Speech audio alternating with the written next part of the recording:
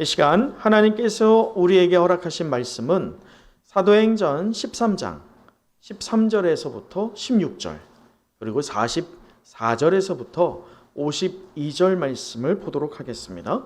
네, 우리가 지난 금요일 오전이었죠. 새로운 방역 지침이 월요일부터 시작될 것이다 라는 것이 발표가 되었습니다.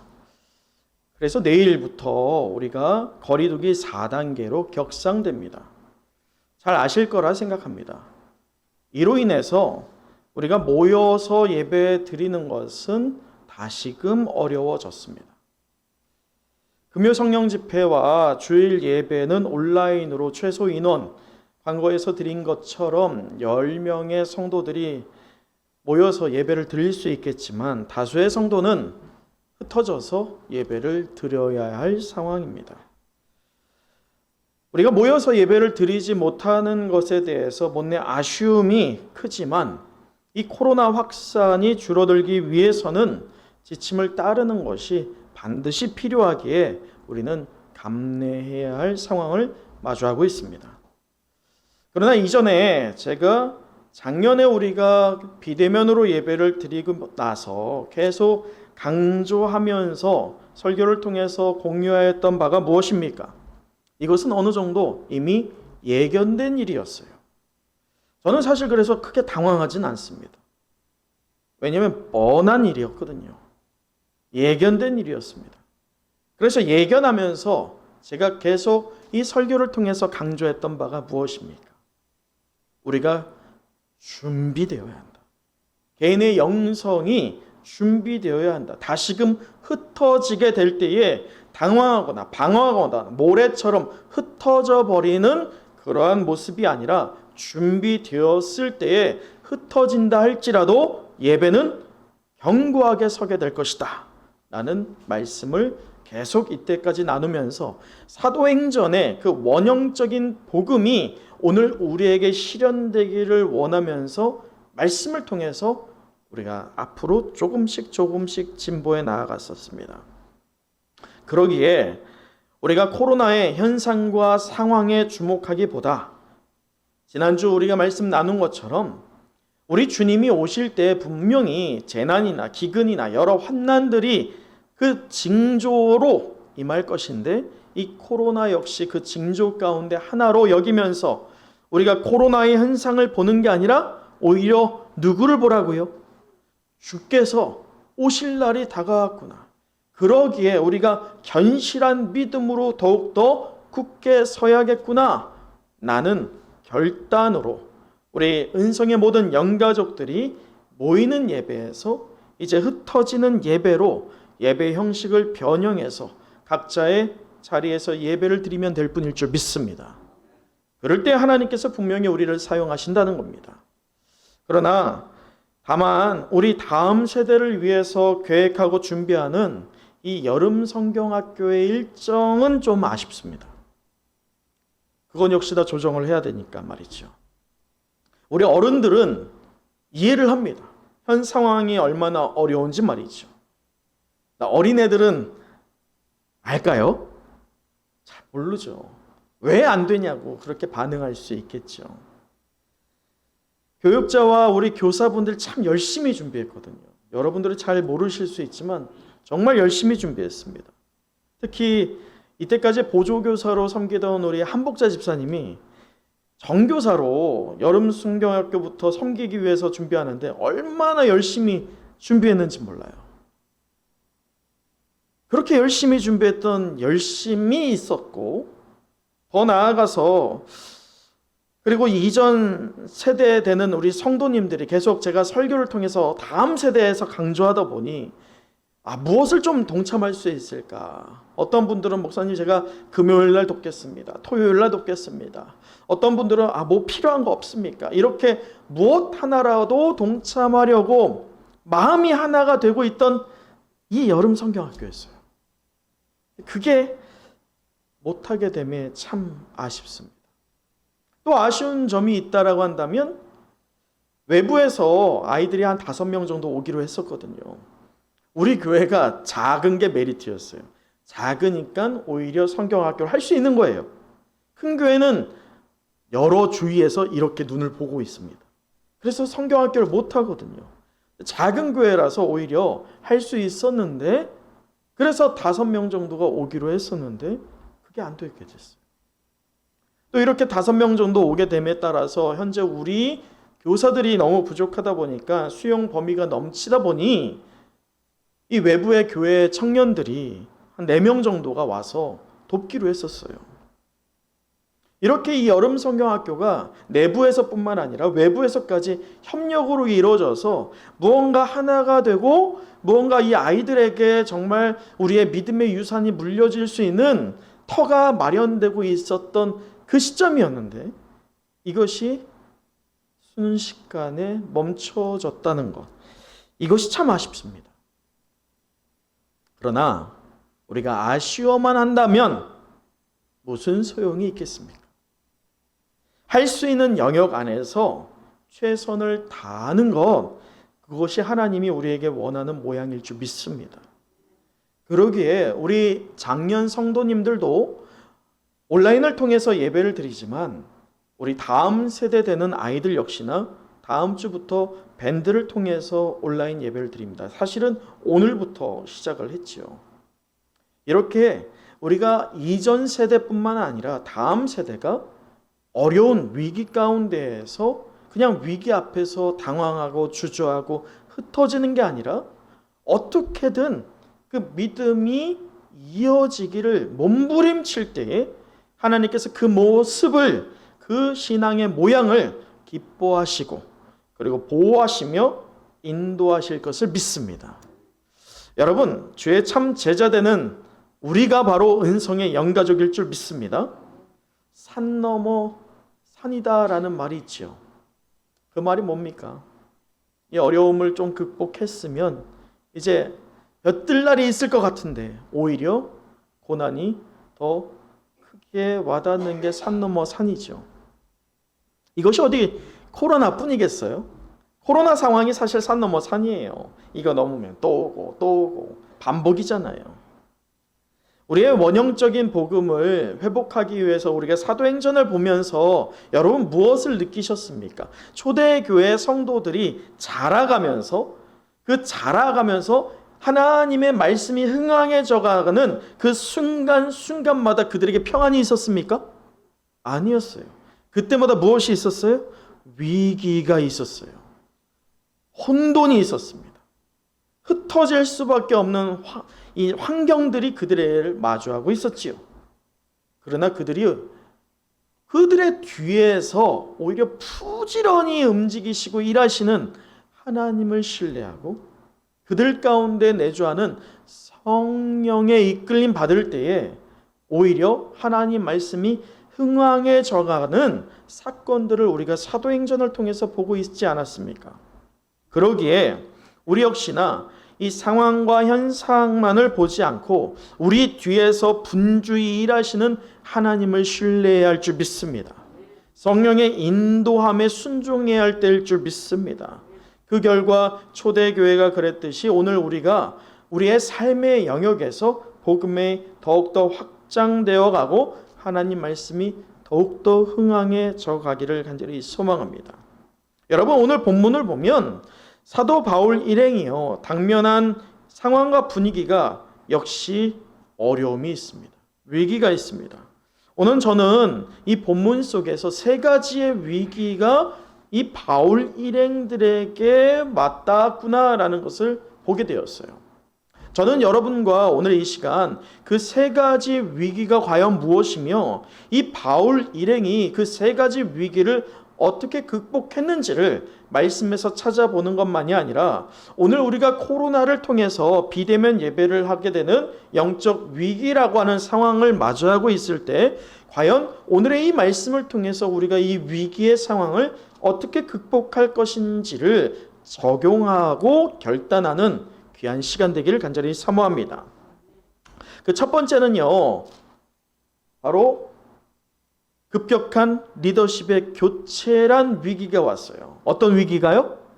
급격한 리더십의 교체였어요. 우리 말씀 13절을 볼까요? 오늘 본문의 13절입니다. 함께 읽어보죠. 시작. 바울과 및 동행하는 사람들이 바보에서 배를 타고 밤빌리아에 있는 버가에 이르니 요한은 그들에게서 떠나 예루살렘으로 돌아가고. 여러분, 이 말씀에서 보면 첫 번째로 우리가 느낄 수 있는 게 뭡니까? 수리아 안디옥에서 바나바와 사울로 파송되었던 전도팀을 향한 호칭이 지금 어떻게 변합니까?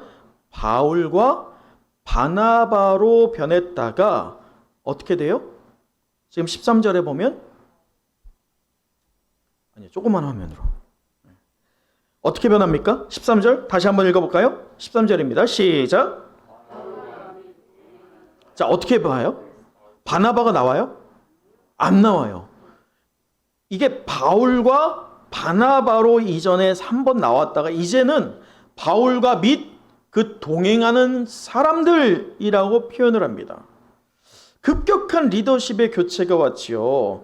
여러분, 우리가 지난주 이 사진을 한번 보세요. 앞에 보시면 지난주 말씀 기억하세요? 바로에서 바보라고 하는 지역에서 어떤 일이 있었습니까?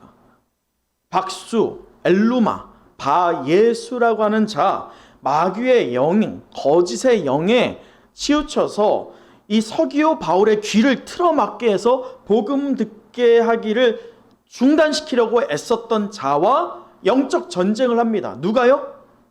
누가 합니까? 할렐루야! 할렐루야! 9절 읽겠습니다. 9절 함께 읽겠습니다. 시작. 바울이라고 하는 사울이 성령이 충만하여 그를 주목하고. 자, 누가 싸웁니까? 누가 싸웁니까? 바울이 싸우죠. 왜 성령이 싸워요? 바울이 싸우죠. 성령이 감동을 줘서 바울이 싸우죠. 여러분, 제가 정말 권면하는데 주중에 말씀을 유튜브로 들으세요. 네? 한 번 듣고 끝내지 마시고 말씀을 들으세요. 권면합니다. 아셨죠?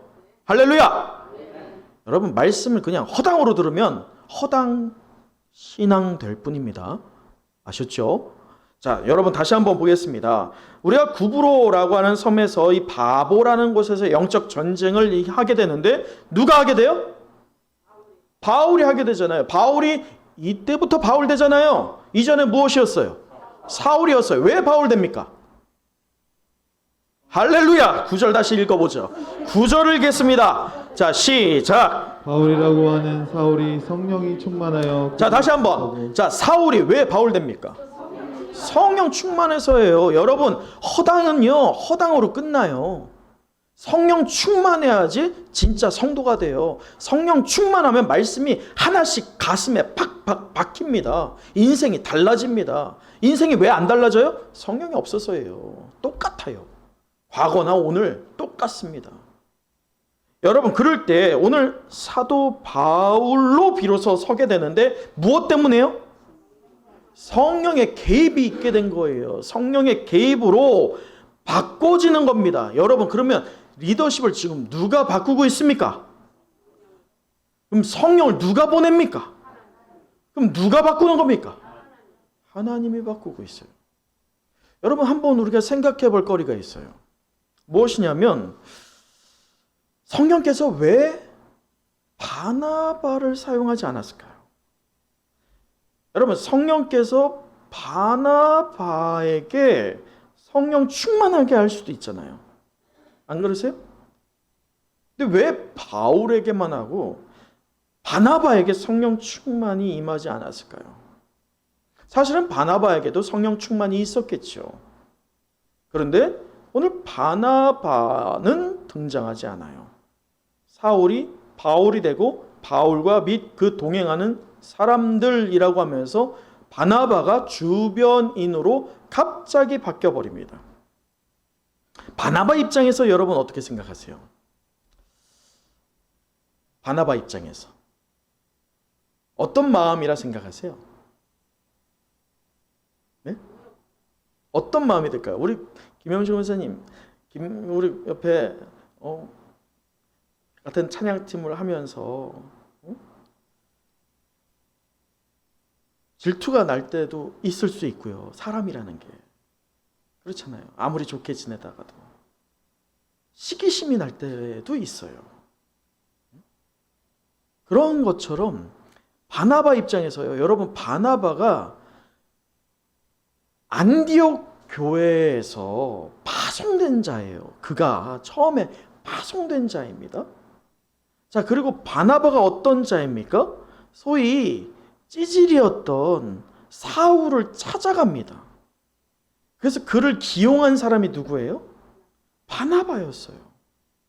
바나바는 재력도 있었지만 당대 유대인들에게 인정받았던 신앙인이었습니다. 인간적인 능력이나 또는 인간적인 스펙으로 인해서 이 리더십이 둘을 견주어서 이번에 바나바가 조금 부족하니까 이번에는 우리 바울로 합시다. 만약에 이렇게 뭔가 결정이 내려왔다면 그건 좀 순복할 수 있을 것 같아요. 그런데 그게 아니라 누가 지금 급격하게 리더십을 교체합니까? 바나바 입장에서 바울을 보면 어떻게 보일 것 같아요? 이거는 완전히 낙하산이야. 낙하산 기용이에요. 순차적으로 변경된 게 아니라 하나님이 그냥 매다 꽂은 거예요. 그러면 바나바 입장에서 하나님의 이러한 섭리를 어떻게 생각할 수 있겠어요? 이거 완전 불공정하지 않습니까? 공든탑이 한 번에 와르르 무너지는 사건입니다. 또는 죽 서서 개중꼴 받게 되지 않습니다. 그만큼 바나바 입장에서 주도권이 완전히 변경되었다는 것은 시기심이 일어날 수 있어요. 그렇기에 바울과 바나바의 동역 관계에 이 리더십이 변했다는 것은 금이 갈 수 있는 위기입니다. 전도 여행이 진행되고 있는 중간 지점에 지금 1차 전도 여행의 중간 지점이에요. 이 중간 지점에 분열이 나서 깨질 수 있는 위기의 상황입니다. 바나바는 그러나 우리의 염려와는 다르게 반응을 하죠. 분명하게 그가 하나님의 뜻을 알고 있었어요. 하나님이 의도를 알고 있었어요. 하나님이 왜 이렇게 일하시는지에 대해서 순종함이 있었습니다. 그러기에 그가 그 순종함으로 하나님께 이유를 묻습니까? 아버지 하나님, 지금 내가 이때까지 했는데 이거 면이 안 서게 지금 이게 무슨 상황입니까? 왜 갑자기 내가 기용했던 저렇게 듣보잡이었던 저 인간을 왜 갑자기 리더로 세우십니까? 이유를 물어볼 수도 있고 불만을 표현할 수도 있고 또는 순종하지 않고 거부함으로 이 편이 두 개로 쪼개버릴 수도 있는 겁니다. 그러한 상황이지만 바나바는요 그렇게 반응하지 않습니다. 충분히 위기로 보여질 수 있는 상황이었지만 하나님께 맡깁니다. 하나님의 뜻에 온전히 엎드려집니다. 순종합니다. 그래서 하나님의 뜻을 따를 때 전혀 문제로 보여졌던 것들이 문제가 됩니까? 안 됩니까? 문제가 안 되는 거예요. 그게 바로 믿음의 반응이에요. 믿음이 있기 전에 성령 충만하기 전에는 분명히 누가 봐도 문제고 위기입니다. 여러분 외부에서 오는 위기보다도 내부에서 발생되는 위기가 더 크게 와닿죠. 내부에서 일어난 어떤 문제보다도 가장 큰 위기예요. 리더십이 쪼개진다는 것은 말이죠. 그런데 믿음의 사람들이 하나님의 일을 순종할 때에 그것은 전혀 문제가 되지 않았습니다. 이처럼 코로나와 맞물린 상황이 이해가 되지 않아요. 어떤 분들은 저하고 개인적인 관계를 맺으면서 이런 말을 하세요. 하나님이 계시면 이거 좀 중단해 주시면 되는 거 아닙니까? 왜 하나님이 이걸 계속 이렇게 2년이 지날 때까지 이것을 이렇게 이어가고 계십니까? 그런 말씀들을 하세요. 맞습니다. 하나님이 개입해서 단번에 끝내면 되죠. 우리는 정확한 하나님의 뜻을 알 수는 없지만 앞서 우리가 나눈 것처럼 우리는 현상을 보는 것이 아니라 오히려 이것을 통해서 우리 주님이 오실 날이 다가오는구나 라는 것으로 더욱더 견실히 깨어져서 하나님의 뜻을 이 시대 우리가 알기 위하여 엎드려지면 될 뿐이에요. 우리의 입장을 항변할 것이 아니라 하나님이 요구하시는 겸손한 신앙으로 하나님의 뜻에 순종하는 저와 여러분 되시길 간절히 소망합니다. 이 시간 우리 가슴에 손을 얹고 이렇게 한번 고백해 보도록 하지요. 나는 성령께서 쓰시는 사람입니다. 아멘? 그거 믿으십니까? 또 이렇게 해보죠. 나는 겸손한 신앙, 순종하는 신앙 소유하겠습니다. 하나님께서 주실 줄 믿습니다. 우리 서로를 위해서 한번 축복해 보죠. 당신에게도 하나님께서 허락하실 것을 믿습니다. 하나님께서 일하실 것을 믿습니다. 우리 하늘을 향하여서 우리 교회를 통해서 하나님께서 일하실 것을 믿습니다. 하나님께서 인도하실 것을 믿습니다. 할렐루야. 하나님께서 일하실 거예요. 리더십이 변경되면서 내부 안에서 일어날 수 있는 위기였지만 위기가 되지 않았어요. 하나님께 온전히 순종했을 때 말이죠. 그처럼 우리 역시나 순종해야 합니다. 여러분, 그 두 번째로 문제가 무엇이었냐? 우리 앞을 보고 한번 같이 읽어볼까요? 시작. 이탈자가 생깁니다. 여러분 13절 또 보도록 하죠. 제가 읽어볼게요. 바울과 및 동행하는 사람들이 바보에서 배 타고 밤빌리아에 있는 버가에 이르니, 지금 누가 떠나갑니까? 요한이 그들에게서 떠나 예루살렘으로 돌아가고 라고 합니다. 여러분, 이 지도를 보면요, 이 버가가요, 지금 우리가 바보에서 갔잖아요. 바보에서 버가까지 결코 짧은 거리가 아닙니다. 배 타고 가는 거잖아요. 근데 버가라는 곳에서 요한이 돌아가 버립니다. 예루살렘으로 돌아가 버려요. 사역이 아까 제가 말씀을 나눈 것처럼 1차 전도 여행의 딱 중간 지점이에요. 중간이라고 한다면 이 사역의 정점에 이제 이르고 있는 거예요. 가장 중요한 때 아니겠어요? 사도 바울이 어쩌면 또 지쳐갈 수 있는 때입니다. 이런 상황에서 누가 떠나가요? 요한이 떠나가요. 이 요한이 누구냐? 마가 요한이에요. 그는요, 부자예요. 사실은 그를 바나바의 생질이라고 하는데, 바나바가 여러분 기억하시나요? 바나바가 이 초대교회가 생성될 때 자기의 집과 재산을 팔아서 교회에 내놓잖아요. 그럴 때 그가 이 구브로, 키프로스라고 하는 출신이라고 했죠. 여러분, 이 바보라는 곳이 실제로 바나바의 고향이기도 하지만 바나바의 여동생이 누구냐? 그게 마가 요한의 어머니예요. 당연히 마가 요한의 어머니도 이 키프로스의 출신, 구브로의 출신이었기 때문에 광산이 있었기 때문에 재산들이 있었어요. 그 재산 때문에 여러분 생각해 보세요. 우리 이 본당 있잖아요. 본당에 몇 명 앉을 수 있을까요? 본당에 100명 앉을 수 있을까요? 절대 못 앉아요. 우리 100명 못 앉습니다. 60명 앉으면 많이 앉을까요? 그렇다면 120명이 앉았다 생각해 보세요. 여러분 집에 120명 들어갈 수 있다. 계십니까? 120명? 저희 집에는 한 40명 들어올까나? 120명이 들어간다는 것은 집의 사이즈가 얼마나 큰지를 유추할 수 있게 합니다. 그만큼 부유했던 자예요. 또 그가 어떤 자였습니까? 그 120문도가 그 자리에서, 그 다락에서 기도할 때에 그 자리에 마가 요한이 있었을까 없었을까요? 있었겠죠. 그도 무엇을 받았어요? 성령을 받은 자였습니다. 초대 교회의 기반을 이루었던 초기 멤버입니다. 자, 그러면서 말씀에서 13절 5절을 보면 요한을 수행원으로 두었더라라고 하잖아요. 이 사도 바울과 이 바나바가 전도를 할 때, 이때가 언제냐면 예수님께서 돌아가시고 나서 약 15년이 지난 다음이에요. 시간의 순서가요, 예수님 돌아가시고 우리가 말씀을 보면 바로 직후인 것처럼 보이지만 15년이 흐른 다음입니다. 바울 역시나 바나바 역시나 나이가 점차 들고 있는 때예요. 수행원이라고 한다는 것은 그가 젊기 때문에 수행원이겠죠. 바울과 바나바의 옆에서 무언가 도울 수 있는 자였을 것입니다. 힘이 있었을 거예요. 젊었기 때문에 에너지가 있었을 것입니다. 그런데 이렇게 수행원이었던 마가가 1차 전도 여행의 가장 정점되는 그 중간 지점에서 어떻게 돼요? 집으로 돌아가 버려요.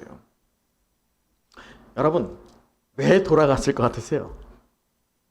예? 왜 돌아갔을까요? 저는 몇 가지 한번 생각해 봤어요. 성경에 나오진 않습니다. 바나바의 생질, 곧 바나바의 조카가 누구예요? 마가잖아요. 처음에 이 전도대가 출발할 때 수행원으로 자청할 때에 누구를 바라보고 자청했을까요? 자신의 삼촌을 본 거예요. 삼촌이 리더니까 삼촌을 도와야지 라는 마음이 있었을 거예요. 근데 지금 어떤 식으로 리더십이 교체가 됐어요? 하나님께서 바울을 통해서 리더십을 한순간에 교체해 버립니다. 그 급격한 교체 과정에서 마가의 마음이 어땠을까요? 저 사람 뭔데? 우리 삼촌을 밀어내지? 이런 불만이 있었을 수도 있어요. 또는 이 구브로라고 하는 키프로스, 자신의 어머니와 자신의 삼촌의 고향되는 이 키프로스라고 하는 섬에서 바보라고 하는 지역에서 영적 전쟁이 일어나잖아요. 영적 전쟁에서 승리했어요, 졌어요? 승리했어요, 졌어요? 사도 바울이 승리를 했죠. 그런데 그것을 지켜보던 마가는 생전 처음 보던 현상이었어요. 사탄이 지고 있는 것, 사탄의 존재가 있다는 것, 생전 처음 보는 거였죠. 한편으로 승리한 것이 영적으로 담대하게 할 수도 있었지만 다른 한편으로 그 승리하는 과정을 보면서 마가는 어떤 마음을 느꼈을까요? 두려웠을 거예요. 왜냐? 이제 시작이거든. 사탄과의 영적 전쟁이 이제 시작인데 그 바보에서 있었던 일이 결코 작게 와닿지 않았거든요. 너무 두려운 마음을 자극하게 됩니다. 또는 이런 마음이 있었겠죠. 예루살렘에 누가 있어요? 자신의 엄마가 있잖아요. 지금 고생을 하고 있는데 여러분 생각해 보세요.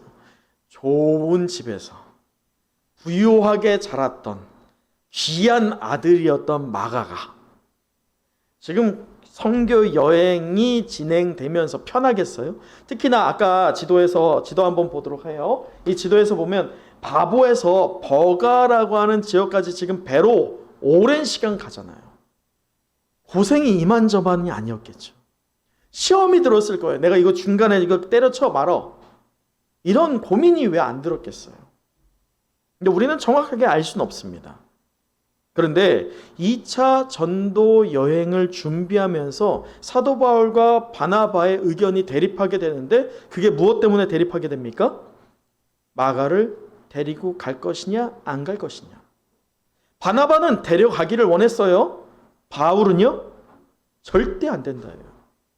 이 대립을 보자면 바울에게 있어서 이 마가의 이탈은 단순히 어쩔 수 없는 상황과 사정이 아니었던 것 같아요. 바울이 이해할 만한 어떤 사정은 아니었던 것 같아요. 이기적인 또는 연약하고 유약한 믿음의 반응으로 돌아갔던 것 같습니다. 그러기에 바울이 적극적으로 반대하죠. 근데 문제는 이를 통해서 바나바와 바울의 선교가 깨지게 돼요. 이유가 어찌되었던 수행원으로 동행하던 동역자가 끝까지 완주하지 못하고 이탈자가 되었다는 것은요, 사도 바울에게 충격이었겠죠.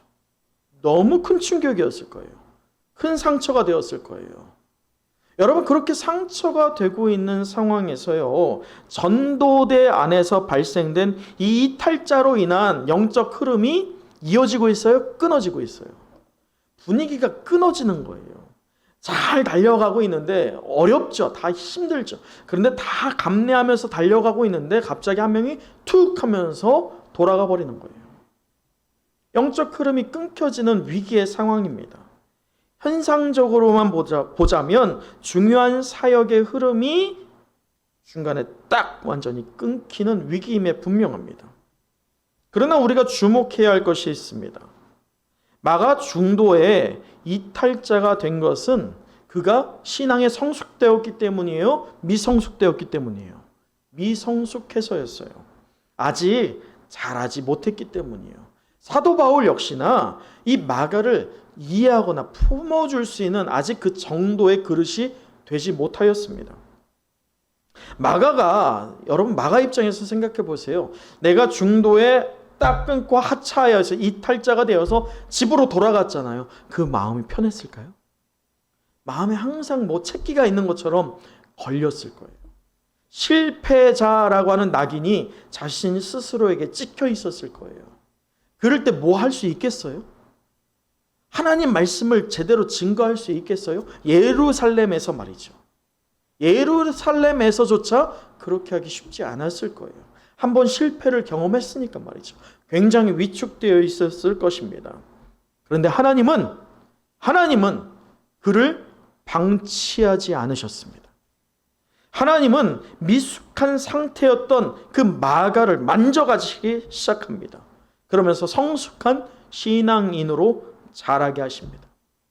그 결과 어떻게 되느냐? 사도 바울이 의지하였던 동역자들 가운데 하나가 되는데 디모데후서 4장 11절에 이렇게 기록되어 있어요. 디모데후서 4장 11절에 보면 마가를 데리고 오라. 그가 나를 유익하게 하리라. 디모데후서가 이 사도 바울이 이 감옥 가운데서 참 위기 가운데 있잖아요. 어려움 가운데 있어요. 그럼에도 마가를 좀 데려와. 그가 나한테 좀 힘이 될 것 같아. 라고 권면하고 있는 거예요. 그렇다면 시간이 지나서 바울 역시나 하나님께서 만져가심에 따라서 이전에는 도무지 이해할 수 없었고 이해하기를 싫었던 마가를 이제 바울이 어떻게 하게 됩니까? 이해하게 되는 거예요. 하나님의 섭리로 이탈자로 여겨졌던 자를 향하여서도 호용력을 갖게 되는 것입니다. 더 나아가서 골로새서 4장 10절에 보면 또 이렇게 기록되어 있어요. 이 마가에 대하여 너희가 명을 받았음에, 이 명은 바울이 주는 명입니다. 그게 뭐냐? 그가 이르거든 영접하라. 그가 이르거든, 그가 이곳에 너희들에게 오거든 영접하라. 후히 대하라 이거예요. 그만큼 떨어져 있었지만 바울은 나중에는 이 마가와의 친밀한 교제가 나눠지게 됩니다. 근데 흥미로운 게 뭔지 아세요? 마가와는 굉장히 친밀해집니다. 뗄래야 뗄 수 없는 그런 동역의 관계를 유지하게 됩니다. 흥미로운 하나, 어떤 한 명은 사라집니다. 그게 누굴까요? 바나바예요. 바나바는 사라져요. 이유는 알 수 없습니다. 그런데 그가 없었기 때문에, 어찌 보면 바나바가 없었기 때문에 마가가 바로 설 수 있었겠죠. 신앙적인 독립을 할 수 있었습니다. 그렇게 하나님께서 성숙하게 만져가시고 신실하게 만져가심에 따라서 마가가 이제는 오롯이 자신의 소유되는 믿음을 가진 다음에 기록한 책이 있죠. 그 책이 무엇입니까? 그것이 바로 마가복음이에요. 하나님께서 마가를 그렇게 사용하셨어요. 이탈자로 위기라고 보였지만 하나님은 그 뒤에서 분주히 일하셨습니다. 그렇습니다. 한국 교회도 코로나로 인하여서 적지 않은 이탈자가 생기고 있습니다. 이유가 어찌되었던 끝까지 완수하지 못하는 성도가 생겨나고 있습니다. 공동체 안에서 큰 충격이고 큰 상처가 될 수 있는 위기로 여겨질 수 있는 때입니다. 그러나 하나님의 계획은 중단되지 않았을 줄 믿습니다. 신실하신 하나님께서 만져가심으로 그 이탈자들로 실패자로 그대로 방치하지 않으실 줄 믿습니다. 여러분, 성경을 보면 위대한 하나님의 사람들이 있어요. 아브라함과 이삭과 야곱과 더 나아가서 모세와 다윗과 신약의 여러 사람들이 또 있죠. 그들이 모두 다 성공만 있었던 하나님의 사람들이었습니까? 아니에요. 다 실패가 있었어요. 다 하나님의 뜻에서 이탈을 했었습니다. 그러나 하나님께서 그 이탈자들을 붙잡아서 성숙한 하나님의 자녀로 만져 가셨다는 것입니다. 그러므로 우리 역시나 성숙한 성도와 교회로 하나님께서 만져가실 줄 믿습니다. 이처럼 은혜와 성령이 함께하는 은성교회 모든 성도들을 하나님께서 만져가실 때 우리의 눈앞에 보여지는 위기를 기회로 전환하실 하나님 되실 줄 믿습니다. 여러분, 마지막 세 번째 위기가 있었어요. 세 번째 위기 한번 같이 또 읽어보죠. 시작. 여러분, 위협받는 상황이 있었는데 이 지도를 한번 보세요. 이제 14절 한번 읽어보도록 하죠. 제가 읽어드릴게요. 그들은 버가에서 더 나아가 비시디아 안디옥에 이르러 라고 하죠. 지도를 보세요. 비시디아 안디옥 하면 저 버가라고 하는 지역에서 북쪽으로 한 160km 정도 가야 됩니다. 근데 이 비시디아 안디옥이 어떤 곳이냐면 이곳은 1200m 정도의 고산 지역이었어요. 호원지대였습니다. 또한 이 나중에 갈라디아 교회가 나오게 되는데 저곳이 갈라디아의 배경입니다. 갈라디아는 북갈라디아에 있고 남갈라디아가 있는데 갈라디아서는 남갈라디아의 하나여서 써지는 것이 갈라디아서인데요. 저 갈라디아서에 배경되는 것 중에 하나가 바로 저 비시디아 안디옥이에요. 그런데 저것이 갈라디아 지역으로 뻗쳐가는 요충지였어요. 군사적인 상업적인 요충지였습니다. 그곳에 디아스포라 유대인들이 있게 됩니다. 디아스포라 유대인들이 정착해 있었어요. 그들이 지금 모여있는 회당으로 바울이 가고 있어요. 우리 한번 13절 후반을 보세요. 14절 후반에 보면 안식일에 회당에 들어가 앉으니라 라고 하잖아요. 안식일 가운데 유대인들의 무리가 있는 곳에 들어가 앉아 있습니다. 자, 왜 앉아 있느냐? 15절 함께 읽어보도록 하죠. 15절입니다. 시작. 선제가 그 이름에 형들이 사람을 보내어 물어 이르되 형제들아 만일 백성을 권할 말이 있거든 말하라 하니. 사도 바울은 지금 비시디아 안디옥 디아스포라 유대인들이 만들어 놓은 회당 한가운데 가서 앉아요. 왜 앉느냐? 기회를 보는 거예요. 기회를 엿보는 것입니다. 언제 복음을 전할 수 있을까? 기회를 엿보는 것입니다. 드디어 15절에 보면 회단장이 기회를 줍니다. 무엇을 말할까? 말해보라 라는 기회를 줘요. 여러분, 지금 유대인들, 디아스포라 유대인들이 이 유대인들과 거의 동격이에요. 그들은 예수 그리스도를 거부합니다. 자, 그렇다면 그들에게 복음을 전해야 할 것인데 그들의 심기를 건드리지 않는 선에서 말씀을 전하는 게 안전하겠죠. 자칫 심기를 건드리면 어떻게 될 수 있습니까? 죽을 수 있어요. 똑같이 투석형을 당할 수 있습니다. 그런 상황에서 현재 사도 바울은 그 눈치를 보느냐? 그렇지가 않아요. 또 자칫 위험할 수 있는 상황에서 최대한 눈치 있게 센스 있게 적당한 선에서 복음을 전하느냐? 그렇지가 않습니다. 타협하지 않고 담대하게 전합니다. 자, 여기서 사도 바울이 힘써 전하는 복음의 내용을 주목해 볼 필요가 있는데요. 자, 16절 함께 읽어볼까요? 16절입니다. 시작. 바울이 일어나 손짓하며 말하되 이스라엘 사람들과 및 하나님을 경외하는 사람들아 들으라. 여러분, 그러면서 우리가 다 읽어볼 수는 없지만 사도 바울이 17절부터 쭉 말씀을 증거하는데 이 말씀, 예수 그리스도에 대한 복음을 증거하는데 이것을 쭉 묵상해 보면 누가 전하였던 설교 형식과 굉장히 유사합니다. 그게 누구의 설교와 유사할까요? 그게 스데반이에요. 근데 여러분 기억하세요? 스데반이 사도행전 7장에서 예수 그리스도에 대해서 증거하는데 그가 예수 그리스도에 대해서 끝까지 증거합니까? 우리 한번 7장을 볼까요? 7장을 보시면 어디까지를 전하느냐? 47절에 보세요. 솔로몬이 그를 위하여 집을 지었느니라 라고 하면서 솔로몬까지만 증거해요. 복음이 끝까지 증거가 됐어요? 증거가 되지 않았어요. 증거하기도 전에 어떻게 됩니까? 돌로 맞아 죽습니다.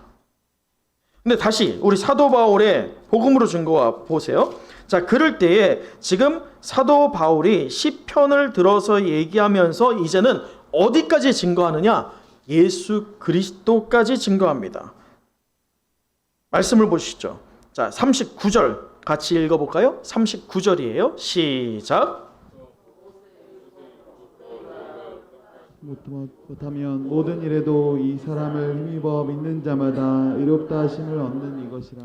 네, 이 사람이 누구입니까? 예수 그리스도예요. 예수 그리스도. 그 예수 그리스도에 대해서 복음을 증거하면서 끝을 내는데 마치 과거에 스데반이 증거하던 복음이 끊어졌잖아요. 누구 때문에 끊어졌어요? 바울 때문에 끊어졌어요. 사울이 그때 증인으로 나섰잖아요. 그 끊어졌던 복음을 사도 바울은 책임을 지고 있는 거예요. 자신이 끊겼던 그 복음을 이제 완수하기를 작정한 것입니다. 그래서 사도 바울은 스데반이 증거했던 그 복음을 끝까지 이어서 증거하는 게 오늘 사도 바울이 증거하는 설교의 내용입니다. 그래서 담대했어요. 위기로 보여질 수 있는 상황이죠. 잘못 전하면 죽을 수 있으니까. 그런데 그럼에도 그는 끝까지 복음을 증거합니다. 왜냐? 과거에 잘못 전하였던 것처럼 받아들여서 자신을 통해서 누가 죽었어요? 스데반이 죽었잖아요. 그것을 기억하였어요. 자신이 증인으로 섰거든요. 자신 때문에 죽었습니다. 그것을 기억하고 있던 사도 바울이 성령의 충만함으로 온전히 복음을 증거합니다. 끝까지 복음을 증거합니다. 근데 여기에서 우리가 놀라운 사건이 있어요. 힘써서 증거한 결과 유대인과 이방인이 분명히 다른 반응을 보이고 있다는 것입니다. 우리 44절 함께 또 읽어보도록 하죠. 44절입니다. 시작. 그 다음 안식일에는 온 시민이 거의 다 하나님의 말씀을 듣고자 하여 모이니. 네, 여러분 44절을 보면 온 시민이 거의 다 하나님의 말씀을 듣고자 어떻게 합니까? 다 모입니다. 예수님의 말씀, 예수 그리스도다, 주는 예수 그리스도야 라고 하는 그 말씀, 그것을 듣기를 위해서 다 나옵니다. 자, 그런데 문제는 유대인들은 어떻게 반응하느냐? 45절, 유대인들이 그 무리를 보고, 지금 여러분 45절 보세요. 그들이 복음의 소리를 들었습니까? 복음을 들었어요? 45절 보세요. 유대인들이 그 무리를 보고 무엇이 가득합니까? 지금 복음의 소리를 듣고 시기합니까? 아니에요. 그냥 보고 싫은 거예요. 여러분, 여기에서 우리가 알 수 있는 것은 시기심으로 복음을 들으니 은혜가 있어요, 없어요? 없어요. 이처럼 동일한 말씀을 듣다 할지라도 그가 은혜에 반응하지 않으면 말씀은요 튕겨나갈 뿐입니다. 오늘 우리에게도 똑같아요. 그러면서 어떻게 하느냐? 그들이 바울이 말하는 것을 반박하고 비방합니다. 근데 이방인들은 어떻게 하느냐? 48절 또 읽어보도록 하죠. 48절입니다. 시작. 이방인들이 듣고 기뻐하여 하나님의 말씀을 찬송하며 영생을 주시기로 작정된 자는 다 믿더라. 여러분, 지금 이방인들은 어떻게 반응해요?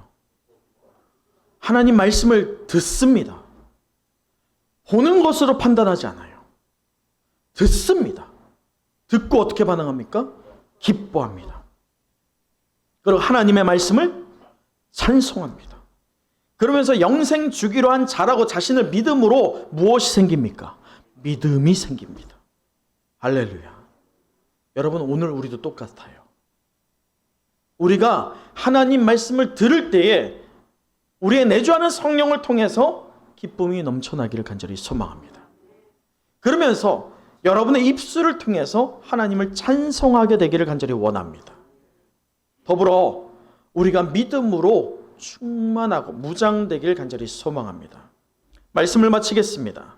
우리가 사도행전을 통해서 이 시대의 암흑 같은 상황인데 하나님의 일을 바라보기 위해서 우리가 사도행전의 말씀을 보고 있습니다. 하나님을 찬송하고 다 믿었더라 라고 하는 제목으로 말씀을 나눴는데 마지막으로 우리 12절을 읽어보도록 하죠. 12절입니다. 시작. 이에 총독이 그렇게 된 것을 52절입니다. 죄송해요. 52절 시작. 제자들은 기쁨과 성령이 충만하니라. 여러분, 설교자로서 저는 여러분에게 기대하는 게 있어요. 제가 담대히 사도 바울처럼 예수는 그리스도이십니다 라는 복음을 외칠 때 여러분이 아멘 아멘 외치기를 간절히 소망합니다. 그게 첫째예요. 근데 저는 더 궁극적인 것을 원합니다. 설교자의 완성, 설교자가 설교를 할 때 이 설교의 완성은 이 시간이 아니에요. 이 한 40분 남짓한 이 시간 제가 설교한다고 해서 이 설교가 완성되느냐? 설교는 끝이 나겠지만 진정한 설교의 완성은 어디에서 날까요? 여러분의 삶의 자리에서 납니다. 저는 기대하고 고대하는 것은 제가 준비한 이 설교, 또 하나님께서 여러분에게 주는 이 말씀의 완성이 여러분의 삶의 자리에서 맺히기를 간절히 소망합니다. 그럴 때 코로나가 아무리 덤빈다 할지라도 우리는 넘어지지 않습니다.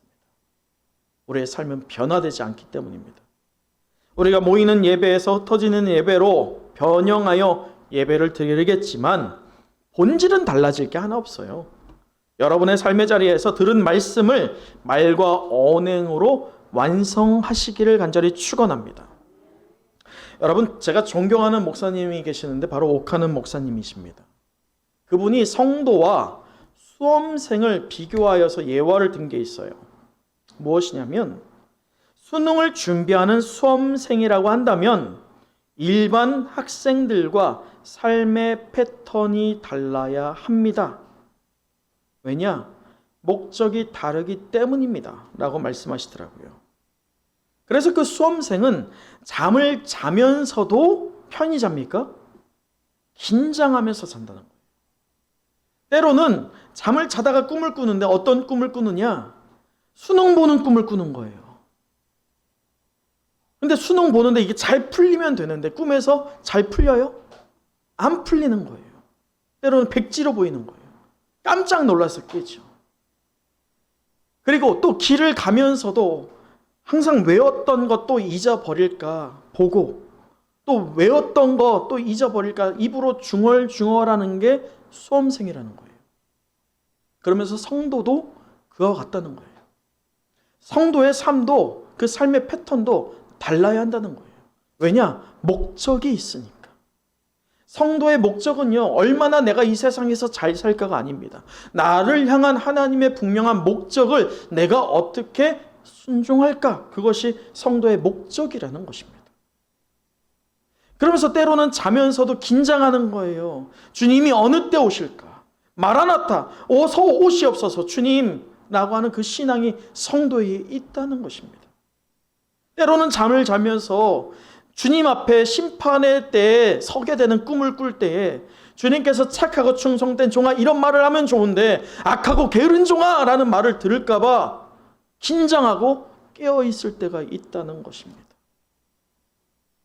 그래서 성도가 길을 가면서 또 삶의 자리에서 혹여나 하나님 말씀대로 내가 살지 못할까 하나님의 말씀을 계속 늘상 보는 것, 또 하나님의 말씀을 외워서 내가 혹여나 이 말씀을 보지 못한다 할지라도 내게 주시는 이 말씀이 도전되는 게 끊길까 봐 입으로 중얼중얼 그 말씀을 읊조리는 것, 그게 바로 성도의 삶이 되어야 한다는 것입니다. 사랑하는 성도 여러분, 우리 은성교회가 바로 이런 성도가 가득하기를 간절히 축원합니다. 저와 여러분이 바로 이런 성도 되기를 간절히 소망합니다. 비대면으로 예배를 드리는 상황 속에서도 우리의 삶의 자리에서 말씀을 완성시킬 때에 하나님께서 아무리 위기로 보여지는 상황이다 할지라도 뒤에서 우리보다도 더욱더 분주하게 일하시는 하나님께서 우리의 신앙이 성숙한 자리로 갈 수 있게끔 우리의 길을 예비하시고 인도하시는 살아계신 하나님과 동행하는 여러분의 한 주 되시기를 간절히 소망합니다. 기도하겠습니다.